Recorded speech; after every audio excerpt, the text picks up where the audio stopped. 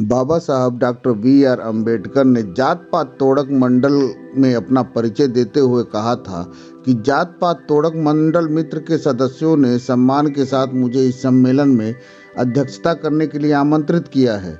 उन मित्रों की स्थिति पर मुझे बहुत अफसोस है। मुझे मालूम है कि उन लोगों ने मुझे अध्यक्ष चुनने के बारे में कई सवाल किए जाएंगे।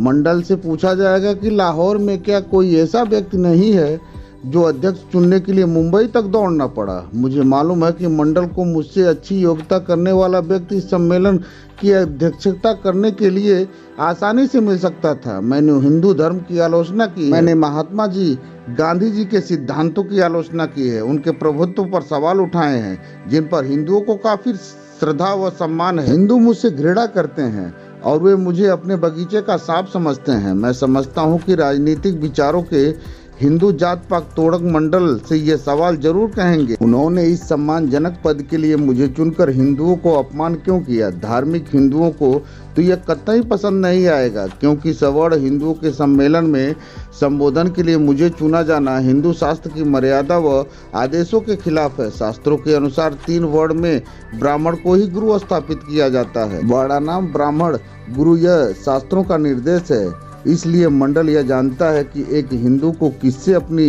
विद्या लेनी चाहिए और किससे नहीं। शास्त्र हिंदुओं को यह बात बिल्कुल आज्ञा नहीं देता कि वह किसी को सिर्फ इस आधार पर अपना गुरु मान ले कि वह बहुत पढ़ा लिखा या योग्य है। यह बात महाराष्ट्र के एक ब्राह्मण संत रामदास ने बहुत स्पष्ट कही है, जिनके बारे में कहा जाता है कि उन्होंने शिवाजी को हिंदू राज स्थापित करने के लिए प्रेरित किया था। संत रामदास ने मराठी में लिखी अपनी सामाजिक, राजनीतिक व धार्मिक पुस्तक दासबोध में एक जगह हिंदुओं से सवाल किया है, क्या तुम किसी अत्यंत अछूत को इसलिए गुरु मान सकते हो कि वह विद्वान है? और वह स्वयं ही उत्तर देता है, अब यह तो मंडल ही जानता है कि वह मुंबई तक क्यों दौड़कर आए और क्यों उसने एक ऐसे व्यक्ति को चुना जो हिंदू के विचार का इतना विरोधी हो और उन्हें इतना झुकना पड़ा। एक अछूत का चुनाव कर उसने सवर्ण हिंदुओं की सभा में संबोधन करवाना पड़ा। मैं अपने बारे में आपसे यह कहने की अनुमति चाहता हूं कि मैंने आपके निमंत्रण को अपनी इच्छा के खिलाफ और आपके बहुत अछूत साथियों की इच्छा के खिलाफ स्वीकार किया है। मैं यह भी जानता हूं कि मैं उन्हें हरगिज स्वीकार नहीं, वे मुझे देखना भी पसंद नहीं करते हैं। मैं यह सब जानते हुए जानबूझकर हमेशा अपने को ही अलग रखा है और अपने विचारों का प्रचार अपने समाज के प्लेटफॉर्म को देखकर ही करता आया हूँ, जिसके कारण पहले ही काफ़ी नाराज़गी पैदा हो चुकी है और वे अधिक छटपटा रहे हैं। मेरी यह बिल्कुल इच्छा नहीं है कि हिंदुओं के प्लेटफॉर्म पर खड़े होकर उनके सामने वह कुछ कहूँ जो मैं उनके पीछे उनको सुनाता रहा हूँ। यदि मैं यह सम्मेलन में मौजूद हूँ तो ये मेरी अपनी इच्छा के कारण नहीं बल्कि आपके चुनाव के कारण हूँ।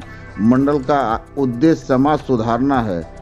इस नेक लक्ष्य के प्रति मेरी रुचि व लगन हमेशा से रही है, इसलिए मैंने अनुभव किया है कि इस शुभ कार्य के मदद करने के अवसर से इनकार नहीं करना चाहिए।